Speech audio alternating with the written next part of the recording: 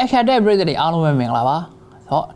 ဒီနေ့မှာ unboxing တွေလုပ်ဖို့ရှိတယ် unboxing နှစ်ခုတော့လုပ်အောင်ပါဗျ Oppo ကနေကျွန်တော် unbox လုပ်ဖို့အတွက်ပုံလေးတစ်ပုံနဲ့စာလေးတစ်စောင်ပို့ထားတယ်ဆိုတော့အထက်မှာဘာတွေများဖြစ်မလဲဆိုတော့တေချာတော့သူတို့ဟိုတလောက teaser တင်ထားတဲ့အားလေးပဲဖြစ်ဖို့များတယ်ဆိုတော့အဲ့လေးရဲ့အသေးစိတ် detail ကြလေးကိုတော့ကျွန်တော်တို့ unboxing လေးနဲ့ကြည့်လိုက်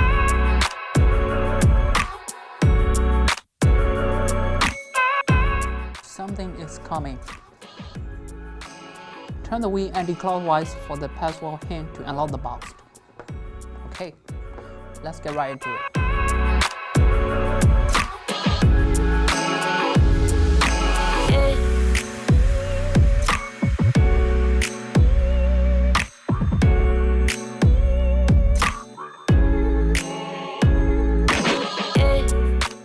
Battery လေးကိုလှည့်ရင်10% နဲ့ 100% ရောက်သွားတဲ့အခါမှာတော့အပေါ်မှာ 33W 33 watt ကိုပြောရဖြစ်တယ်။33 watt ကတော့အားလုံးပဲသိတဲ့အတိုင်းပဲ press ချကြမှာ။ဆိုတော့ဒါကဒီ lock အတွက် password ပဲဖြစ်တယ်။ Okay 33နဲ့ဒီ lock လေးကို number lock လေးကိုဖွင့်ကြည့်ကြမယ်။ဒီ number lock မှာ alphabet မပါဖြစ်တဲ့အတွက်ကျွန်တော်ကပထမဆုံးစလုံးကို0လို့ထားလိုက်မယ်။0 3 3ချလာပွင့်သွားပြီ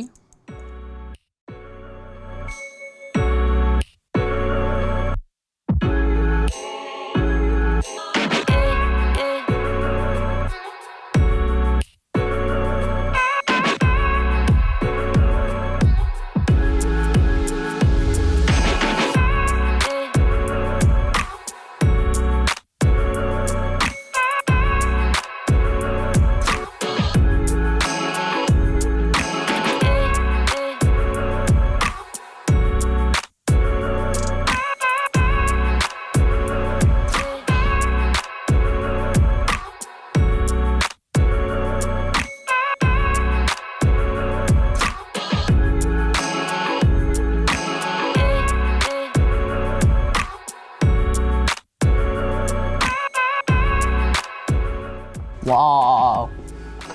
ကာလာလေးကကာလာထက် texture လေးကိုပို့ပြီးသဘောကျတယ်ဟိုတလင်းမုံလေး crystal လိုမျိုးလေးနည်းနည်း crystal လေးထားတယ်ကြောဘက်လေးကဆို camera setup ကတော့ dual camera setup ကိုရိုးရိုးရှင်းရှင်းလေးပဲလုပ်ပေးထားတယ်ဆိုတော့4000ဆန်ဖုန်းတွေကင်တာများလာလို့လားတော့မသိဘူးဒီလိုလုံးနဲ့ဖုန်းလေးပြန်ကင်လိုက်လက်ထဲမှာတော်တော်လေးတော့ fit ဖြစ်သားဗျရှေ့ဘက်က display ကတော့ selfie camera ကို punch hole လေးနဲ့လုပ်ပေးထားတယ်သူ့ specs လေးချက်လောက်ကြည့်အောင် display မှာ 6.56 ရှိရဲ့ high end 90Hz color rich punch hole display ကိုသုံးပေးထားတယ် black နေရာလေးရတော်တော်လေး deep ဖြစ်တယ် LCD ဆိုပေမဲ့ black နေရာလေးရတချို့ LCD ဖုန်းတွေထက်ကြည့်ရပိုမိုက်တယ်ဗျ fingerprint လေးတော့ side mounted အနေနဲ့ထည့်ပေးထားတယ် brightness ကလည်းတော်တော်လေးတော့လင်းတယ်ဆိုတော့ဒါတော့ဒီလို studio light တွေအောက်မှာဆိုတော့နေအောင်ထွက်ရင်လည်းဆိုတော့နေအောင်အောက်ထွက်ရင်လည်းတိတ်ပြီးတော့ပြဿနာရှိမှာမဟုတ်တော့သူရဲ့ highlight feature ကသူရဲ့ excellent charging and battery ပါ33 watt super volt charging သုံးပေးထားတယ် 5000 mAh battery နဲ့ပါဆိုတော့0ကနေ 23% ကို10 minute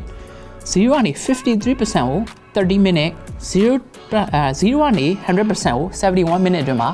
fully charge လုပ်ပေးနိုင်မှာဆိုတော့ mid range ဖုန်းတစ်လုံးအတွက်ဆိုတော့တော်တော်လေးမြန်တဲ့ charging speed ပါ42နာရီကြာဖုန်းပြောဆိုနိုင်ပြီရဲ့ Viber Messenger chat တို့ဆိုလို့ရှိရင်18နာရီခန့်ထိအသုံးခံနိုင်မှာပဲဖြစ်ပါတယ် YouTube ဗီဒီယိုတွေကြည့်မယ်ဆိုရင်တော့21နာရီကြာအထိကြည့်လို့ရနိုင်မှာဖြစ်ပြီး local music playback အတွက်ဆိုရင်တော့44နာရီကြာအထိအသုံးခံမှာလည်းဖြစ်ပါတယ်ဟုတ်မဟုတ်တော့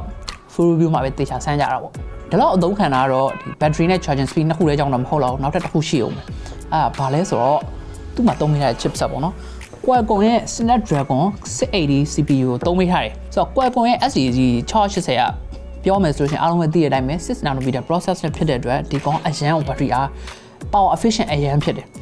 ဆိုတော့ကိုကဓာတ်ပုံရိုက်နေတာပဲဖြစ်ဖြစ်ဒီ media consuming ပဲဖြစ်ဖြစ် game တွေဆော့တာပဲဖြစ်ဖြစ် all rounder battery ကို live ကို preserve လုပ်ပေးရဖြစ်တဲ့အတွက်ဒီလို battery ပမာဏများတဲ့ဖုန်းအတွက်က battery life ကလုံးဝ awesome ဖြစ်နေမှာပဲ Oppo ကဒါလေးကို elegant appearance လို့ပြောထားတယ်သူ့ရဲ့ color လေးက glowing blue လို့ခေါ်တယ် glowing black ဆိုပြီးတော့လည်းရှိသေးတယ်ဆိုတော့ glowing blue ကတော့လူငယ်တော်တော်များများသူတို့မိန်းကလေးနေဆိုရင်ကြည်ရလက်ထက်မှာကန်ရတာပို့ပြီးတော့မှထင်ဟပ်နေလိမ့်မယ်ဟော IPX4 water resistant နဲ့ IP58 dust resistant တို့လည်းပါသေးတယ်ဆိုတော့ခုလိုမျိုး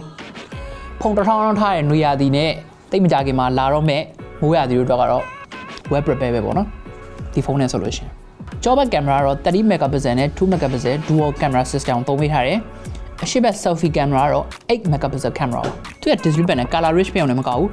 high refresh rate 90 Hz ထိလည်းပါသေးတာဖြစ်တဲ့အတွက် social media ပဲပုတ်တာဖြစ်ဖြစ်news တွေပါပုတ်တာဖြစ်ဖြစ်အရန် smooth ဖြစ်တယ် storage အနေနဲ့ RAM 6GB ROM 128GB တောင်ထည့်ပေးထားတယ်အဲ့ဒါကြီးမကသေးပဲနဲ့ RAM expansion ကြောင့်ဒီ 128GB ထဲကနေနောက်ထပ် 5GB ထိ RAM မှာထပ်ပေါင်းပြီးတော့သုံးလို့ရသေးတယ်တော့ကိုက multitasking အရန်လုပ်တတ်တဲ့သူဆိုရင်တော့အရန်ဟိုမှာအဆင်ပြေတယ်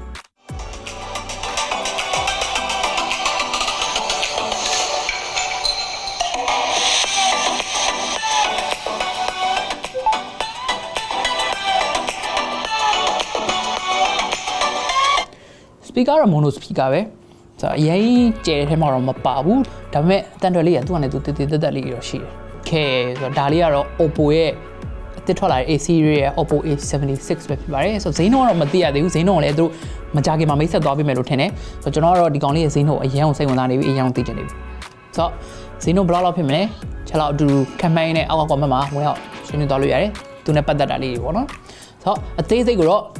full review နဲ့အတူတူပြန်လာခဲ့ပါမယ်အားလုံးပဲအဆုံးထိကြည့်ပြီးတော့ကျေးဇူးအများကြီးတင်ပါတယ်ကျွန်တော်တို့ချိုတမို့ပါအားလုံးပဲ